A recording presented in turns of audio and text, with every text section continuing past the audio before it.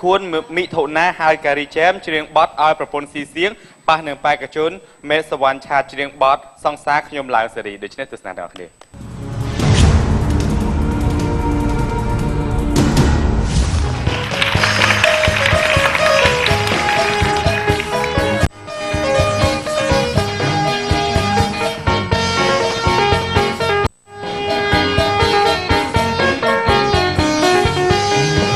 ឲ្យប្រពន្ធស៊ីសៀងឲ្យស្រីនាងស៊ីដសុំឲ្យតែប្រលងខ្ញុំនេះមិនចេញនៅទាំងបាយលេបនៅមិនចូលលេបចេះតើបាយឆ្នាំងចាំងបើបាយខៅផ្ទះសុំប្រាប់ត្រង់ចូលស៊ីមិនឲ្យចាញ់ជ្រូងបើនិយាយរឿងសុំខ្ញុំតែងគង់វែងដឹងអីលន់ដេកនៅដីស្រមៃដូចដេកលើពូមនុស្សពីរបីនាក់មកដាស់មិនភ្ញាក់ថាវាបានគុំជ្រូងមកឈ្មោះអ៊ូអ៊ូឲ្យខ្ញុំបៃរត់លូកទឹកលូកដីមិនរត់ខ្លាចជ្រូកប៉ុន្តែខ្ញុំខ្លាចរឿងម្យ៉ាងស្រវឹងតែឆ្ងាញ់ខ្លាចណាស់ឡាលោកិនដីខ្ញុំខឹងខ្លាំងពេកស្ទុះវឹងតែផ្ទះមុខជ្រូកបីដៃថ្ងៃនេះហេងឯងចាស់ជ្រូកទឹកដៃចូលបងកលីងម៉ែក្មេងអើយក្មេងមកតាមខ្ញុំដល់ពងម៉ែសួរត្រង់ចោះកូនប្រុសកូនខុសរឿងអីខ្ញុំចូលបានចិត្តខំប្រឹងចំតិតស្រែកយកមកលៀនដីកូនមានតែខុសអីផ្ទះជ្រូកបីដៃព្រោះជ្រូកវាឆ្លើយឥឡូវទុកធំប្រពន្ធមិនឲ្យចូលផ្ទាំងលើកដៃសំពាំងម៉ែក្មេងក៏ធ្វើប្រងើយ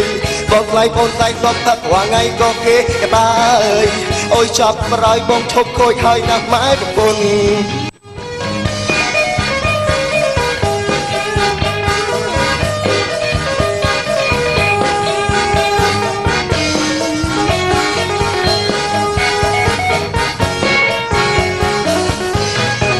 ឲ្យប្រពន្ធស៊ីសៀងឲ្យស្រីនាងស៊ីដល់សុំឲ្យតែប្រលងខ្ញុំនេះមិនចេញនៅផ្ទះបាយលេបនៅមិនចូលលេបចេញតើអួបរួបាយឆ្នាំងចាំងបើបាយខៅផ្ទះសុំប្រាប់ត្រង់ចុះជិះឲ្យចាញ់ជ្រូងបើនិយាយរឿងស្វឹងខ្ញុំតែងវងវែងមិនដឹងអីលួនដេកនៅដីស្រមៃដូចដេកលើពូនោះពីរបីនាក់មកដាស់មិនភ្ញាក់ថាវាបានពងជ្រូងមកឈ្មោះអ៊ូអ៊ូឲ្យខ្ញុំភ័យរត់លូកទឹកលូកដី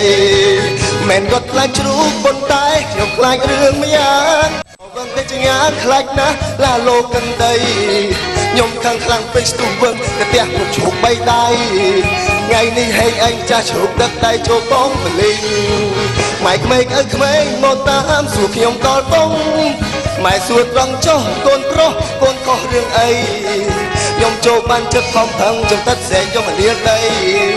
កូនមានតែខុសអីផ្ទះជ្រូកបីដៃព្រោះជ្រូកវាឆ្លើយឥឡូវទុកធំប្រពន្ធមិនឲ្យចូលផ្ទាំងលើកដៃសំពាំងម៉ែក្មេងក៏ធ្វើប្រងើយបងថ្លៃបងថ្លៃក៏ផឹករាល់ថ្ងៃក៏គេកតាអើយឲ្យឆប់ក្រោយបងឈប់ខូចហើយណាស់ម៉ែប្រពន្ធ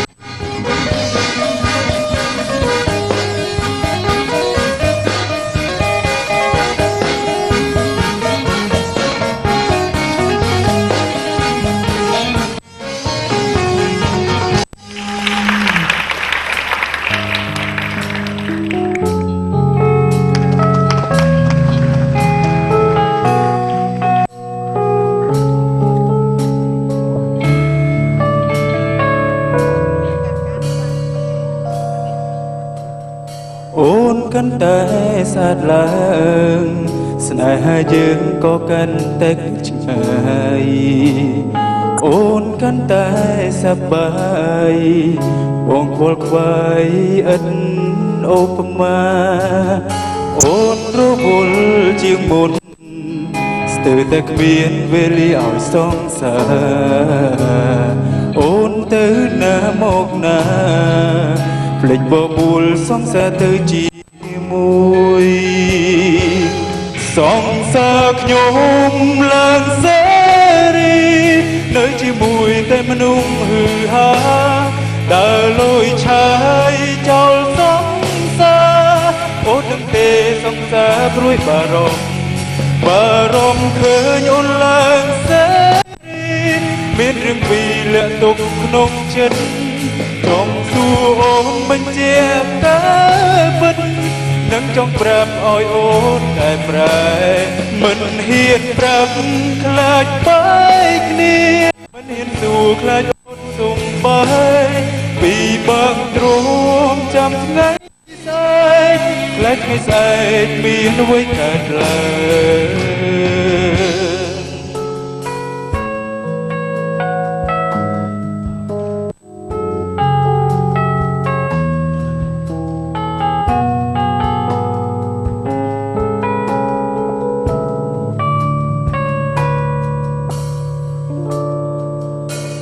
អូនកាន់តែស្អាតឡើ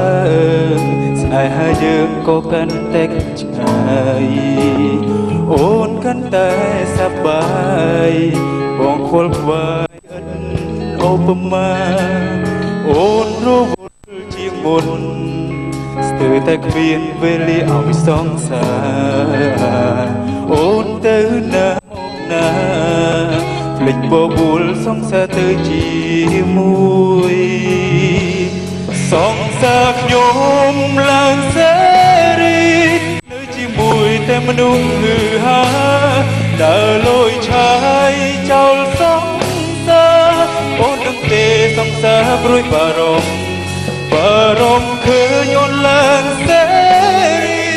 មានរឿងពីរលាក់ទុកក្នុងចិត្តចង់សួរអូនបញ្ជាពិតនឹងចង់ប្រាប់ឲ្យអូនតែប្រែមិនហ៊ានប្រាប់ខ្លាចបែកគ្នាមិនហ៊ានសួរខ្លាចអូនសុំបាយពីបាក់ទ្រាំចាំថ្ងៃស្អែកខ្លាចថ្ងៃស្អែកមានអ្វីកើតឡើង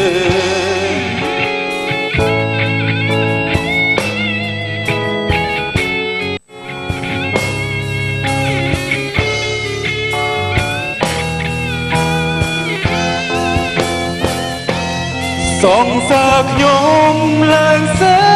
រីនៅជាមួយតែមនុស្សហឺហាដើរលួយឆាយចោលសង្សារអូនដឹងទេសង្សារព្រួយបារម្ភឃើញឡើងសេរីមានរឿងពីរលាក់ទុកក្នុងចិត្តចង់សួរអូនបញ្ជាក់ការពិតនឹងចង់ប្រាប់ឲ្យអូនកែប្រែមិនហ៊ានប្រាប់ខ្លាចបែកគ្នាខ្លាចអូនសុំបាយពីបាក់ទ្រាំចាំថ្ងៃស្អែកខ្លាចថ្ងៃស្អែកមានអ្វីកើតឡើង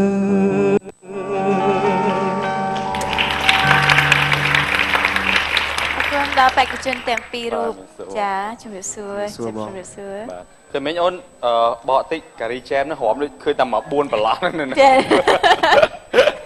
នឹងចេះរំនៅម៉ាយធីវីអាកូនឯងរំកន្លែងមានផុកបែកផុកតិចចាแล้วចង់សួរតារាគ្រូចាយកយ៉ាងម៉េចដែរពីការបកស្រាយបទចម្រៀងរបស់បងអូនទាំងពីរនាក់ចាបងវិជ្ជការមាននិស័យជាអ្នកចម្រៀងប៉ុន្តែទឹកដមអីអូនត្រូវបន្តដោយខ្លួនឯងទៅរកលោកគ្រូអ្នកគ្រូមកបណ្ដុះបណ្ដាលអូនបន្ថែមហើយបញ្ហារឿងអីផ្សេងទៀតសុំត្រឹមហ្នឹងបាទអរញ៉េចាបងចាអរគុណសម្រាប់ខ្ញុំគិតថាបងអូនទី1គាត់ច្រៀងបទកផ្លែច្រៀងបទញាក់ហ្នឹងប្រពន្ធស៊ីសៀងតាមពិតទៅពេលយើងប្រឡងអញ្ចឹងយើងគួរតែរើសបទមនោចេតនាបែបពោះបទមនោចេតនាត្រូវប្រើសំឡេងអញ្ចឹងពេលហ្នឹងគេដឹងទឹកដមសំឡេងយើងព្រោះមិនព្រោះខ្ពស់មិនខ្ពស់នៅពេលហ្នឹងឯងតែបើបទកំ pl ែងជាបទធម្មតាយើងអាចច្រៀងបានធម្មតាអញ្ចឹងបើនិយាយពីប្រៀបធៀបជាមួយនឹងសមត្ថភាពបងអូនក្រោយគាត់មានសមត្ថភាពជាងដោយសារសំឡេងគាត់មិនជាព្រោះណាក៏ប៉ុន្តែគាត់មានសមត្ថភាពគាត់មានសំឡេងបើសិនជាគាត់វឹកហាត់តទៅមុខទៀតគាត់ព្យាយាមគាត់អាចមានឱកាសគាត់ចង់និយាយថាសំឡេងគាត់កាន់តែឡើងខ្ពស់ហើយកាន់តែពីរោះជាងនឹងហើយនេះគាត់គ្រាន់តែប្រហែលជាគាត់ភ័យឬក៏គាត់ដំបូងអញ្ចឹងអាចប៉ុន្តែខ្ញុំជឿជាក់ថាបើសិនជាបងអូនហាត់តទៅមុខទៀតនឹងចង់និយាយថាយើងនឹងមានសង្ឃឹមយើងនឹងមានសង្ឃឹមយើងនឹងខ្លាំង